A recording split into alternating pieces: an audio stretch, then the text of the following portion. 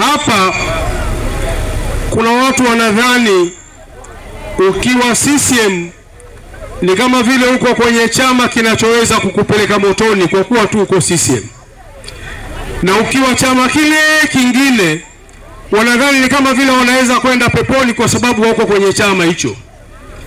Sasa hotuba yangu nataka ianzie hapa kwa dakika 3 na nusu. Sio Tanzania, dunia nzima hakuna chama cha siasa kinachoweza kikakufikisha peponi. Wala hakuna chama cha siasa kinachoweza kikakupeleka motoni. Peponi na motoni utakwenda kwa matendo yako. Sisi tunashughulika na kuboresha maisha yako ukiwa hapa duniani. Ukifa wewe na Mungu wako. Sio sababu ya CCM wala iko chama kingine. Jambo la kwanza. La pili, tofauti yetu sisi na vyama vingine, sisi CCM. Sisi tunataka ninyi wa Tanzania muamini kwamba swala la maendeleo sio swala la amri. Na hapa kwa sababu kuna watu nikiongea lugha fulani watanielewa vizuri zaidi, ngoja niitumie hiyo. Sio swala la fi'lul amri, sio swala la kulazimisha kutoa amri, hapana. Maendeleo ni swala la process, mchakato.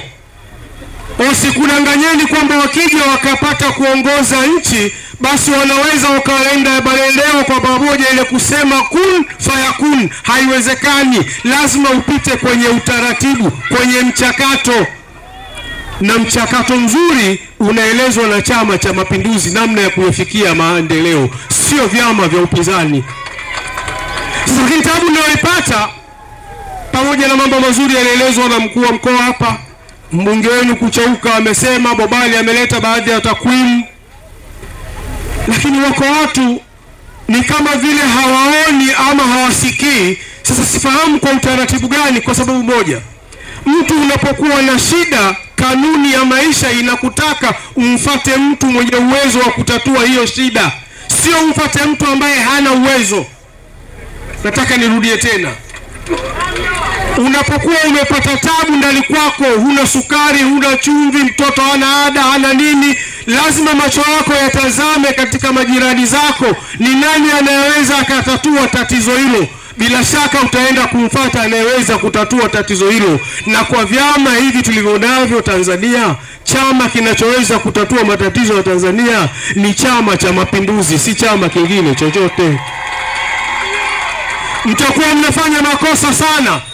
Mtakuwa mnafanya makosa sana mkiamini matatizo yenu yanaweza yakaondoka kwa sababu ya kusali makanisani na msikitini. Hapana. Kanuni ya maisha kuna mambo mawili. Kuondosha katika jambo linalokupa matatizo, unafuata kanuni mbili. Ya kwanza, ulete jitihada. Ya pili, umuombe Mungu kutokana na jitihada hiyo unayoleta ndio unaokoka kwenye hayo matatizo. Nitakupa mfano. Mnaishi hapa kwenye mbuga, wilayani imepakana na mbuga Seru. Unakwenda kutafuta kuni huko mbugani ama kitoweo, unakutana na simba. Ukikutana na simba, kanuni ya kwanza ulete nini? Jitihada. Ukimbie, sio uombe. Uweze kukimbia ndio jitihada.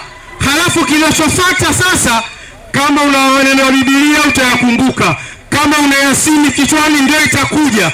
Yasin wal Qur'an al Hakim innaka laminal mursalin ala siratin mustaqim. Huko unakimbia lakini sio umesimama. Yaani uwezi ukaenda kanisani pale unataka maisha yaende vizuri alafu kazi yako kuimba tu moyo wangu sifa mpe Yesu upate chakula. Hapana, uwezi. Nenda katafute. Mkitaka maendeleo njooni kwenye Chama cha Mapinduzi. Vyama vingine havina uwezo wa kuwafikisha huko.